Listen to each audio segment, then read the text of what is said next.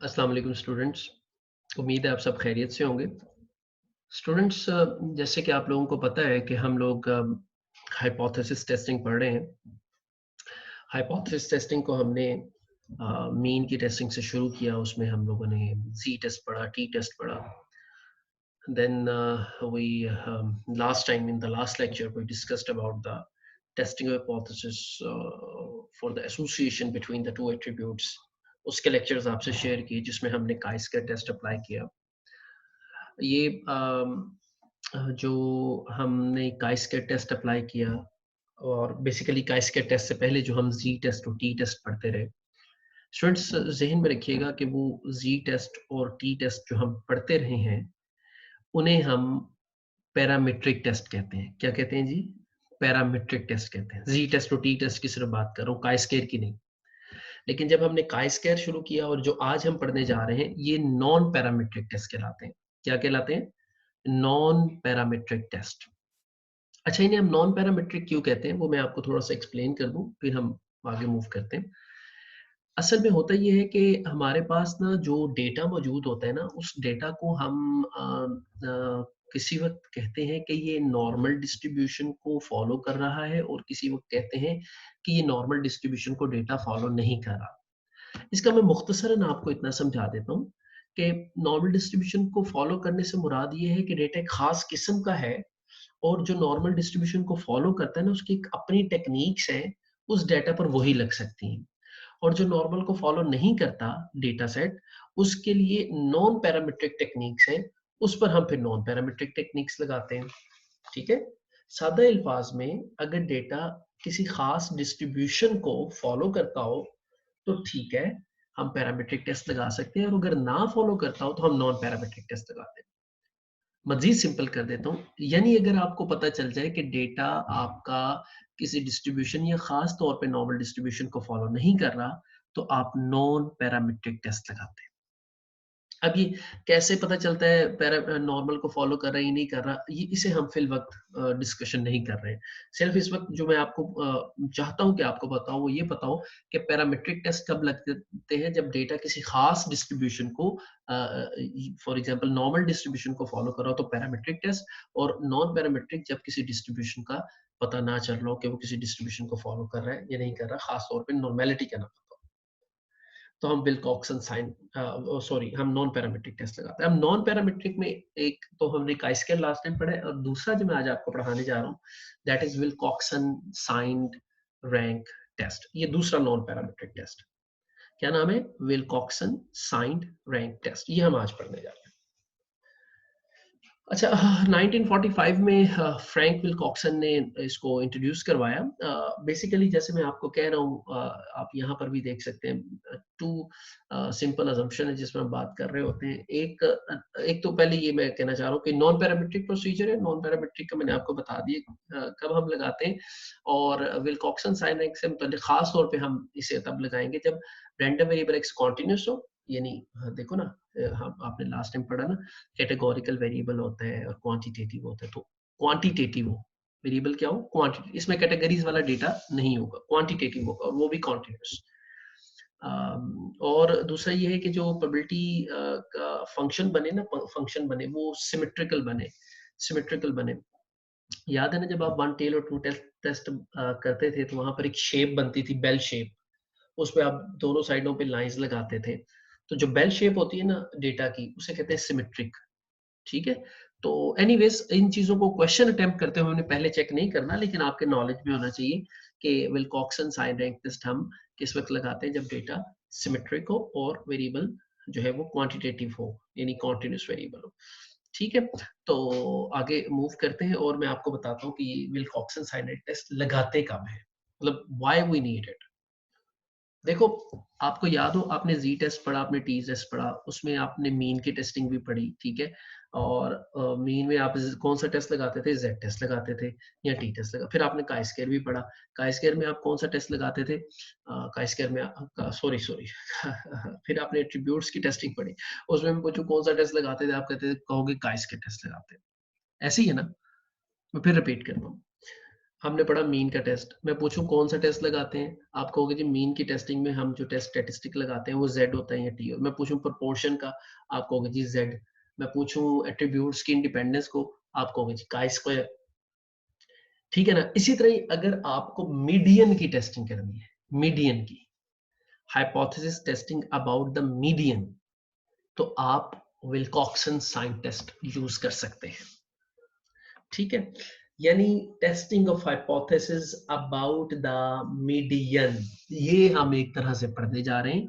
और इसको पढ़ने के लिए जो टेस्ट हम यूज कर सकते हैं वो है विल्कॉक्सन साइन रैंक टेस्ट। ठीक है, आपको पता है ना मीन की टेस्टिंग पढ़ते थे तो क्या होता था, H naught mean is equal to some value, ये म्यू नॉट मैंने कहा, यानी मीन इज इक्वल टू 10 या मीन इज इक्वल टू 25 या mean is equal to 40, whatever that was value ना। यहाँ पर मीडियन इज इक्वल टू कोई वैल्यू की, एम नॉट वैसे जनरली लिखा हुआ है, यानी maybe M naught is equal to 10, M naught is equal to 20, इस तरह की कोई वैल्यू। और ऑल्टरनेटिव क्या होता था, अगर इज इक्वल टू है तो क्या होता था, नॉट इज इक्वल टू। या फिर आपको पता है कि अगर ग्रेटर देन इक्वल टू हो तो यहाँ लेस देन भी हो सकता है, अगर less than greater than equal to हो तो वहाँ लेस देन भी हो सकता है, लेस देन इक्वल टू। तो ये आपको पता है कि तीन पॉसिबिलिटीज है, equal to, greater than equal to, less than equal to. और उसके मुताबिक आपका H1 बनता है, जिसे यहाँ पर H कहा हुआ है। कंफ्यूज ना हो जाए ना, नोटेशन है सिर्फ, आप H1 कहेंगे, ठीक है, कोई प्रॉब्लम नहीं। तो अब मैं अगर आपसे पूछूं दो क्वेश्चंस अभी तक जितना मैंने बताया, पहला क्वेश्चन मैं पूछूं, बताओ Wilcoxon sign test non parametric है, आप कहेंगे जी बिल्कुल नॉन पैरामीट्रिक। मैं पूछूं अच्छा नॉन पैरामीट्रिक टेस्ट कब लगता है, आप उसका जवाब देंगे जी जब डेटा किसी खास डिस्ट्रीब्यूशन को फॉलो ना करता हो, फॉर एग्जांपल नॉर्मल डिस्ट्रीब्यूशन। मैं पूछूं अच्छा फिर ये बताओ कि विल्कॉक्सन साइन टेस्ट किस चीज की टेस्टिंग करता है, आप कहोगे जी मीडियन की टेस्टिंग करता है, median is equal to some value. यहां तक ये क्वेश्चंस एड्रेस हुए, ठीक है। अब इसका मैं आपको एक न्यूमेरिकल करवाऊंगा और वो बताऊंगा फिर क्या प्रोसीजर होता है। प्रोसीजर वही है जो पहले पढ़ते रहो ना, क्या पढ़ते रहो प्रोसीजर पहले, कि जनाब ये हमारा एच नोट बन गया, H1 बन गया, ये हमारा लेवल ऑफ सिग्निफिकेंस हो गया, ये हमारा क्रिटिकल रीजन हो गया, ये हमारा टेस्ट स्टैटिस्टिक हो गया, और ये हमारी कंक्लूजन हो गई। स्टेप्स वही है, steps will remain the same, ठीक है। तो स्टेप एक एग्जाम्पल कर लेंगे तो समझ आ जाएगा, राइट। तो एग्जाम्पल से पहले मैं आपको ना टेबल दिखाना चाहता हूँ। Z का भी टेबल पढ़ा आपने, आपने T का भी टेबल पढ़ा है, आपने chi स्क्वायर का भी, इस तरह ही विल्कॉक्सन साइन रैंक टेस्ट का भी टेबल। इसमें आपको n गिवन होगा, नंबर ऑफ वैल्यूज, कितनी वैल्यूज है वो वैल्यूज गिवन होगी, 6 से ऑनवर्ड्स होनी चाहिए। उन वैल्यूज को आप इस तरफ देखोगे। वन टेल टेस्ट आपको पता है क्या होता है, टू टेल टेस्ट का पता है क्या होता है, पहचान है ना, H1 से पता चलता है ना। अगर H1 में आपका नॉट इज इक्वल टू है H1 में, तो आपका होता है, आप उसे कहते हैं नॉट, टू टेल टेस्ट है। फिर आप अगर नॉट इज इक्वल टू होगा तो टू इधर आ जाएंगे, टू टेल में। और अगर वन टेल टेस्ट होगा यानी H1 में अगर ग्रेटर देन है या लेस देन है तो आपको पता है वन टेल टेस्ट होता है। तो फिर आप इसमें इसमें देखेंगे इन वैल्यूज में, ठीक है। देखो जाहिर है आपको एक अल्फा गिवन होता है ना, एक अल्फा गिवन होता है, और उसके साथ आपको पता लग जाता है वन टेल है कि टू टेल है।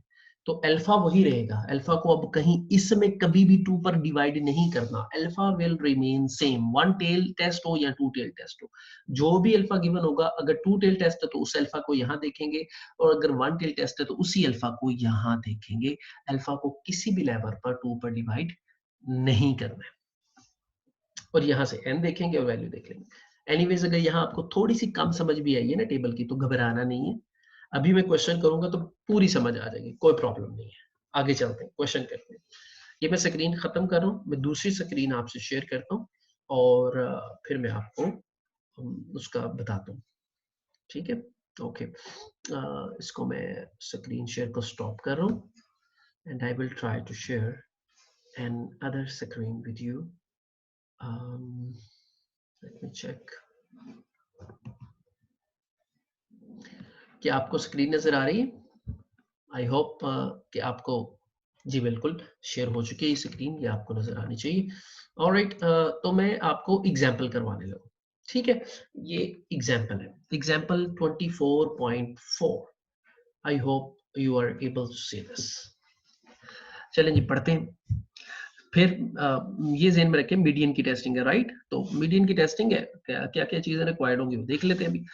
Given that the 9 observation below, are a random sample from a continuous symmetric population. ठीक है ना, कहा था ना कि ये continuous होगी और symmetric होगी, तो वो word use हुआ है continuous symmetric population. Okay, use the Wilcoxon sign rank test. Okay, fine, ये तो साफ कह दिया. At 5% level, 5% level आ गया ना, level of significance. To test the null hypothesis that the median equals 30. क्या test करना है? Median equals 30 against the alternative that it is less. अच्छा, less करना है. Median is less than 30. आपको ये दिया हुआ है, ये देखिए जरा. Median is less than, दूसरा क्या बनेगा? Median is greater than is equal to 30. यहाँ इज इक्वल टू लगा हुआ है, आप कंफ्यूज ना हो. वैसे इज इक्वल टू भी ठीक होता है, लेकिन जिस तरह मैंने आपको पढ़ाया है आप वो माइंड में रखें. आपका लेस देन का है ना, उसने alternative that it is less. अगर लेस दिया हुआ है ना ये 30 एच नोट, तो दूसरा H1 आप खुद बना लें. M is greater than is equal to 30, ये आपने खुद बना लेना. ये H नोट हो गया और ये आपका H1 होगा. इसमें कोई कंफ्यूजन नहीं होनी चाहिए. आप हमेशा ऑल्टरनेटिव को देखकर H नोट सेट करते हैं, ये ज़हन में रखना है. किसको देखकर? ऑल्टरनेटिव को देख. ऑल्टरनेटिव क्या है? ऑल्टरनेट दैट, साफ लिखा हो ना, against the alternative that it is less. तो लेस है तो दूसरा खुद कर लो आप, greater than is equal to. और अगर इक्वल्स 30 लिखे आप इक्वल्स भी कर लेते तो कोई प्रॉब्लम नहीं था. ये वन टेल टेस्ट ही रहना था. लेस देन था, वन टेल टेस्ट ही रहना था. बहरहाल फिर भी कोई कंफ्यूजन ना रहे तो मैं ये कह रहा हूँ, अगर ये लेस देन है तो आप इसे खुद ही greater than is equal to लिखें. यहां तक आपको कोई कंफ्यूजन नहीं होनी चाहिए. ये आपका पहला स्टेप हो गया. Step 1, we state our null and alternative hypothesis. हमेशा यही करते हैं. H naught this, H1 this. Fine. Second step क्या होता है? Level of significance. ये नहीं, the significance level is set at alpha is equal to, आप हेडिंग दे लेवल ऑफ सिग्निफिकेंस नीचे लिख दें 0.05, नो प्रॉब्लम. अच्छा, आगे बढ़ने से पहले मैं आपको ये वैल्यूज दिखाना चाहता हूँ जो डेटा आपको क्वेश्चन में गिवन है. ये आपने यूज करना है. कितनी वैल्यूज है? 1 2 3 4 5 6 7 8 9 वैल्यूज. ये आपका n है. स्मॉल n हो गया 9. आपको भी टेबल दिखाया ना मैंने, उसमें आपको एक तरफ n देना है और एक तरफ आपको जो है वो वन टेल या टू टेल के मुताबिक वैल्यू को देखना है. तो थर्ड स्टेप जो होता है ना आपका, वो होता है क्रिटिकल रीजन. ठीक है, क्रिटिकल रीजन आपका थर्ड स्टेप होता है. ओके, तो एक बार ज़हन में रखें, जो आपका थर्ड स्टेप है और जो फोर्थ स्टेप है टेस्ट स्टैटिस्टिक, ये आगे पीछे हो सकते हैं. ठीक है, तो मैं इसे थोड़ा सा आगे पीछे कर देता हूँ. पहले मैं आपको टेस्ट स्टैटिस्टिक का करवा देता हूँ, फिर मैं आपको टेस्ट स्टैटिस्टिक के बाद आपको आगे करवा दूँ. ठीक है जी स्टूडेंट्स. तो मैं एक बार फिर बता दूं कि हम टेस्ट स्टैटिस्टिक के स्टेप को, क्रिटिकल रीजन को हम आगे पीछे कर सकते हैं. तो पहले मैं आपको टेस्ट स्टैटिस्टिक बता देता हूं, फिर मैं क्रिटिकल रीजन बता दूंगा. ठीक है, इसमें बेसिकली आप समझें कि आपका जो टेस्ट स्टैटिस्टिक है ना, उसका कोई फॉर्मूला एज सच नहीं है, बल्कि आपने उसे सिर्फ टी कह देना है कि जी टेस्ट स्टैटिस्टिक इज टी. अब टी की कैलकुलेशन है वो मैं आपको बताता हूँ कि आपने कैसे करनी है. राइट, तो आप टेस्ट स्टैटिस्टिक की हेडिंग दे दें और उसके बाद ये टेबल बना दें, ये वाला टेबल. राइट, और कुछ नहीं करना. टेस्ट स्टैटिस्टिक की हेडिंग दी और आगे टेबल बना. टेबल बनाते हुए जो डेटा आपको दिया हुआ था, आपको याद है ना, आपको डेटा मैंने शुरू पर बताया, ये देखें ये वैल्यूज, उस डेटा को आप लिस्ट करते हैं इस तरह से. सबसे पहले एक्स कह दें. फिर क्या करना है आपने, हर एक्स की वैल्यू में से सॉरी, हर एक्स की वैल्यू में से जो मीडियन टेस्ट कर रहे हैं, आप क्या टेस्ट कर रहे हैं? मीडियन इज इक्वल टू 30, ये टेस्ट कर रहे हैं. हर एक्स में से उसको माइनस करना शुरू कर दें. यानी पहला एक्स क्या है? 27, और टेस्ट क्या कर रहे हैं? एम नोड उसे कह लेना, एम नोड उसे आपने कहा हुआ है 30. 30 टेस्ट कर रहे हैं ना. ये हमेशा वही वैल्यू होगी जो एच नोड में है. कौन सी वैल्यू होगी एम नोड? जो एच नोड में है. तो 27 माइनस 30 क्या बना? -3. 39 माइनस 30 क्या आंसर आया? प्लस का 9. 30 minus 30 of course 0. 22 minus 30 -8. 32 minus 30 +2. 24 minus 30 -6. 25 minus 30 -5. 29. तो साइंस आर इंपॉर्टेंट. ये आपने सारी वैल्यूज बना ली. इसके बाद आप एक और कॉलम बना लें. यहाँ पर मिसिंग है, मुझे लगा कि आप बना लें. क्या करें कि x माइनस m नोड का मोड ले लें। मोड मतलब बस साइन इग्नोर कर दें, यानी कॉलम बना लें यहाँ पर x माइनस m नोड इस तरह से मोड का। ये वो नहीं बना हुआ, ये ना समझना ये वो बना हुआ है, आपने खुद बना लेना है। मोड का बना लें। क्या करना है, -3 को 3 लिख दें, +9 को 9 लिख दें, -8 को 8 लिख दें, 2 लिख दें, 6 लिख दें, यानी माइनस वाले साइन इग्नोर कर दें। यानी मोड का मतलब ये होगा कि माइनस वाली वैल्यूज भी पॉजिटिव हो। अब समझें आपके पास ये सारी वैल्यूज पॉजिटिव है, कोई भी वैल्यू अब आपके पास नेगेटिव नहीं है। अब आप ये समझें, ठीक है, ये सारी वैल्यूज पॉजिटिव है। कॉलम जब बन जाएगा ना मोड वाला तो वो सारी वैल्यूज पॉजिटिव हो जाएंगी। तो अब ये सारी वैल्यूज पॉजिटिव है। फिर आपने हेडिंग देनी है rank of x minus m note mode. अब उसकी रैंकिंग करने लगे। मुझे बताओ ये सारी वैल्यूज अगर पॉजिटिव हो तो सबसे छोटी वैल्यू क्या होगी? 0। अगर 0 है तो उसके सामने डैश लगेगा हमेशा। अगर वैल्यू 0 है तो उसके सामने हमेशा डैश लगेगा। 0 जाहिर है हमेशा, अगर सारी वैल्यूज पॉजिटिव हैं तो 0 हमेशा सबसे छोटी वैल्यू होगी ना। ये सबसे पहले ही आ रहा होगा, अगर आ रहा होगा ना तो उस पर डैश लगा दिया, कोई नंबर नहीं देना उसे, डैश लगा दिया। Okay fine. 0 से बड़ी वैल्यू कौन सी है? ज़हन में रखना, साइन इग्नोर किए हुए हमने, पॉजिटिव में देखना। 0 से बड़ी वैल्यू कौन सी? 1। 1 को 1, अब देखो ना पहले नंबर पे 1 आ रहा है, उसको 1 ही दे दो। ठीक है, रैंकिंग कर रहे हैं हम, रैंकिंग नंबरिंग दे रहे हैं। 1 को 1 ही देंगे। 1 से बड़ी वैल्यू क्या है? 2। 2 दे दें। अगर सपोज ये 2 ना होता बल्कि ये होता 1 के बाद 3 आ रहा होता, तो फिर इस 3 अगर यहाँ पर 3 भी होता तो उसको नंबर 2 ही जाता ना, क्योंकि उसका सेकंड नंबर बन रहा होता। फिल वक्त तो वही वैल्यूज आ रही है जो नंबर भी है। ओके, तो 1 को 1 हो गया, उसके बाद 2 आ रहा है इसलिए इसको 2 दे दिया, उसके बाद 3 आ रहा है उसको 3 दे दिया, साइन इग्नोर किए हुए हैं।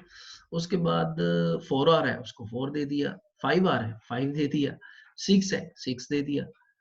7 है इसमें? नहीं है ना। अब देखो 7 मिस है तो 8 है, उसके बाद 8 की बारी है। 8 को अब 8 नहीं जाएगा बल्कि 8 को 7 नंबर जाएगा, क्योंकि 8th की 7th वैल्यू है, 7th नंबर है। ठीक है, 8 को दे दिया 7 वैल्यू, राइट। अब जैसे 8 के बाद 9 आ रहा है तो, लेकिन 9 का जो नंबर बनता है वो 8 बनता है, इसलिए उसको 8 नंबर दिया। ये रैंकिंग हो रही है ना, यानी 1 2 3 4 5 6 7 8 9 10, यहाँ पर वैल्यूज कुछ भी हो, आपने उनको 1 2 3 4 5 6 वैल्यूज असाइन करते चले जाना है। फॉर एग्जांपल यहाँ पर 22 23 27 29 भी होता तो आपने सबसे छोटी वैल्यू को 1 कहना था, उससे बड़ी को 2, उससे बड़ी को 3, उससे बड़ी को 4, उससे बड़ी को 5 एंड सो ऑन। लेकिन ये काम साइन इग्नोर करके करना है। ठीक है, तो ये रैंकिंग कर दीजिए हमने, ये रैंकिंग कर दें। बस इसमें यही एक स्टेप है जो मुझे लगता है कि रैंकिंग मोड बना के रैंकिंग करना, और ये मुश्किल नहीं है क्योंकि ये हम थोड़ा-सा ज़ाहिर है ऑनलाइन पढ़ रहे हैं तो इसमें थोड़ी-सी डिफ़िकल्टी हो सकती है, वो भी इतनी कोई मुश्किल वाली बात मुझे इसमें नज़र नहीं आती। तो यहाँ पर जो वैल्यूज़ हैं उनके साइन इग्नोर कर लें। आपको मैंने कहा कॉलम बना लें एक अलग, कॉलम बन जाएगा तो फिर खुद ही साइन इग्नोर हो जाएँगे। विदाउट साइन उन वैल्यूज़ को लिख लें और एक मर्तबा लिख लिया तो फिर उनकी रैंकिंग कर लें। ठीक है? अब अगला स्टेप क्या करना है? इस तरह लिखो साइन पॉज़िटिव, साइन नेगेटिव। अब यहाँ से जो नेगेटिव साइन के अगेंस्ट रैंकिंग की है उन वैल्यूज को इधर लिख लो नेगेटिव रैंक्स में, और जो पॉजिटिव वैल्यूज के अगेंस्ट रैंक्स किए हैं उनको इधर लिख लो। जैसे देखो ये 3 जो है इसको हमने यहाँ लिखना है या यहाँ लिखना है, तो इसके लिए हम क्या करेंगे, इसके लिए हम करेंगे देखेंगे 3 नेगेटिव है कि पॉजिटिव। नेगेटिव वैल्यू को रैंक हुआ है ना 3, तो इसको इधर लिखेंगे नेगेटिव में। 8 पॉजिटिव वैल्यू को था, नेगेटिव को पॉजिटिव को 8 दिया गया था तो इसे पॉजिटिव में लिख देंगे। ये यहाँ डैश ही लगा देंगे आप। इस 7 नेगेटिव को दिया गया था तो इसे नेगेटिव साइड पर लिखेंगे। ये 2 पॉजिटिव को दिया गया था तो इस 2 को इसको लिखना है, ये जो वैल्यू यहाँ है इसको इधर लिख देंगे। यानी रैंक्स को लिख रहे हैं हम, ये जो रैंक दी ना उनको इधर इसमें पॉजिटिव नेगेटिव में डिवाइड कर दे दो हिस्सों में। -6 किसको दिया था, 6 किसको दिया था, माइनस वाली वैल्यू को, तो इधर दे दें 6। 5 किसे दिया था, माइनस वाली वैल्यू को, ये भी नेगेटिव है। ये सारी माइनस को साइन होंगे तो वो इधर नेगेटिव है। टेबल कंप्लीट कर लिया तो समझो ये क्वेश्चन या ये Wilcoxon sign rank test is done. Table ही बनाना है और वो भी मेरा ये ख्याल है कि 1-2 मरतबा प्रैक्टिस कर लोगे तो अच्छा तैयार हो जाएगा। अच्छा, अब देखो, ये जो कॉलम ये बना है ना, ये वाला प्लस वाला, इसको कर लो सम, और ये जो माइनस वाले रैंक है इसको कर लो सम।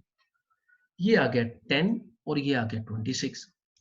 इनमें से आपकी टेस्ट स्टैटिस्टिक की वैल्यू वो होगी हमेशा जो स्मॉल होगी। मैं फिर रिपीट कर लूं, ये पॉजिटिव रैंक्स और नेगेटिव रैंक्स को आपने सम करके लिखना है। आपकी टी की वैल्यू वो वाली दोनों में से होगी जो छोटी होगी, चाहे वो पॉजिटिव्स में आ रही चाहे नहीं। अब ये पॉजिटिव रैंक से हमारी आई है 10 और नेगेटिव रैंक से आई है 26। तो जो टी आपका टेस्ट स्टैटिस्टिक है जिसे आपने टेबल के साथ कंपेयर करना है वो है 10, क्योंकि ये स्मॉल है दोनों में से। ठीक है, ये आपका टेस्ट स्टैटिस्टिक कंप्यूट हो गया। अगला स्टेप क्या है, क्रिटिकल रीजन का। तो वो मैं अगले सेगमेंट में, ये मैं वीडियो यहीं रोक रहा हूँ, जरा लेंथी हो गई है, तो इसे मैं यहीं पर स्टॉप करके फिर आपको यहीं से कंटिन्यू करता हूँ दूसरे मॉड्यूल में। Thank you.